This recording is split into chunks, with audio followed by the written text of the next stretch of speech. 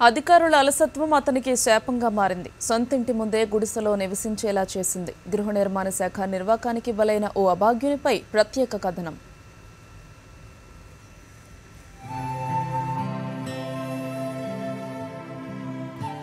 రియల్టర్లే కాదు, ప్రభుత్వ గృహ నిర్వహణ శాఖలో మతలబులెన్నో ఉంటాయని చెబుతోంది ఓ ఘటన. హైదరాబాద్ గచ్చిబౌలిలో సర్కారీ ఇళ్ల నిర్మాణంలో జరిగిన మోసాల పర్వాన్ని ఎత్తి చూపుతోంది.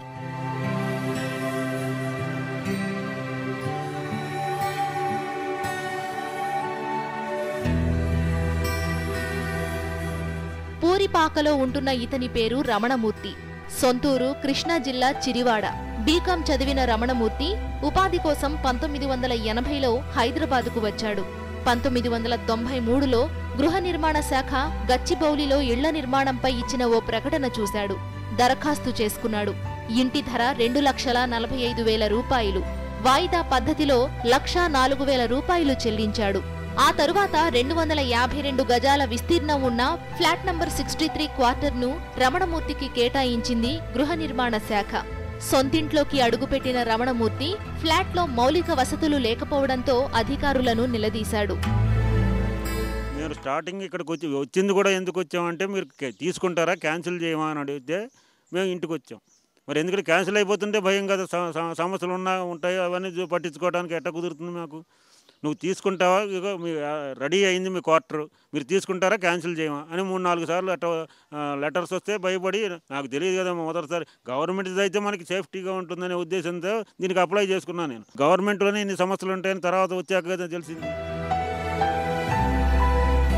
గృహ నిర్మాణ శాఖ సౌకర్యాలు ఏర్పాటు చేస్తేనే మిగిలిన డబ్బులు చెల్లిస్తానని లేఖ రాశాడు రమణమూర్తి.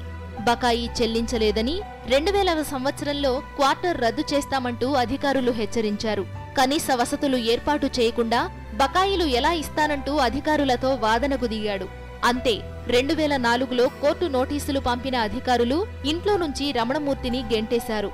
సామాన్లు బజారున పడేసి ఇంటికి సీల్ వేశారు.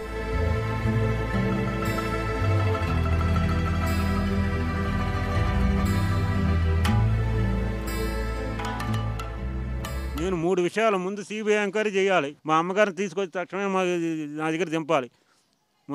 మాకు నేను అడిగిన నష్టపరిహారంతో సహా మాకు అన్నీ ఇప్పించాలి. ఇల్లు నష్టపరిహారం ముందు ఇల్లు ఇప్పిస్తేనే కదా. ఇప్పటికైనా ఇన్ని సంవత్సరాలు చేశారు, ఇప్పటికైనా మా ఇల్లు మాకు హ్యాండ్ ఓవర్ చేస్తే మేము లోపల పోయి ఉంటాం. మాకు తర్వాత సిబిఐ ఎంక్వైరీ జరిగిన తర్వాతే నష్టపరిహారం ఇవ్వచ్చో లేదు తెలుసుకునేవ్వండి. మన దేశంలో ఒక్క వ్యవస్థ సవ్యంగా లేదు. ఎవరు కోర్టులు కానీ ప్రభుత్వాలు కానీ స్పందించవు. జడ పదార్థంగా ఉన్నాయి అన్ని వ్యవస్థలు కూడా. మూలస్తంభాలు, ప్రజాస్వామిక మూలస్తంభాలని జడ పదార్థంగా ఉన్నాయి.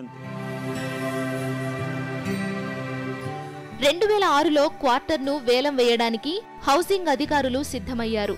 రమణమూర్తి హైకోర్టును ఆశ్రయించి స్టే తెచ్చుకున్నారు. వేలం ఆగిపోయింది. అప్పటి నుంచి ఇంటి పక్కే పాకను ఏర్పాటు చేసుకుని న్యాయ పోరాటం చేస్తున్నాడు రమణమూర్తి.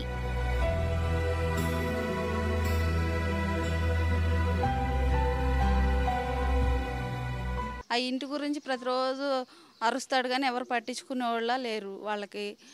తర్వాత వాళ్ళ మదరు ఏజ్ బారు, ఆమె కూడా ఆ వర్షానికి అట్లా తడిచి వాళ్ళు అట్లా ఉండమే కానీ ఎవరు చుట్టుపక్కల వాళ్ళు పట్టించుకునేటట్టు ఏమి లేరు. ఆయన పేపర్కి ఇచ్చానని అంటాడు, పేపర్ వాళ్ళు ఎవరు రాలేదు ఇన్ని రోజుల్లో. ఇప్పుడు ఇక అరుస్తూనే ఉంటాడు. ఎవరన్నా ఏమన్నా అంటారా అంటే ఎవరు పట్టించుకోరు. కాలనీలో 4 సంవత్సరాల నుండి ఉంటున్నాను. ఆయన గురించి ఈ మధ్య తెలిసింది. సొంత ఇంటి ముందే తను ఒక గుడ్స్ వేసుకొని నివసించాల్సిన పరిస్థితి ఉంది. అది చూసి చాలా బాధ అనిపించింది. 10 ఏళ్లుగా అధికారుల చుట్టూ తిరిగినా ఫలితం లేకపోవడంతో పాకలోనే జీవనం సాగిస్తున్నాడు. అతనికి న్యాయం జరిగేదెప్పుడు, అతడు సొంతింట్లోకి అడుగు పెట్టేది ఎప్పుడో అని స్థానికులు ఎదురు చూస్తున్నారు. సాక్షి న్యూస్, హైదరాబాద్.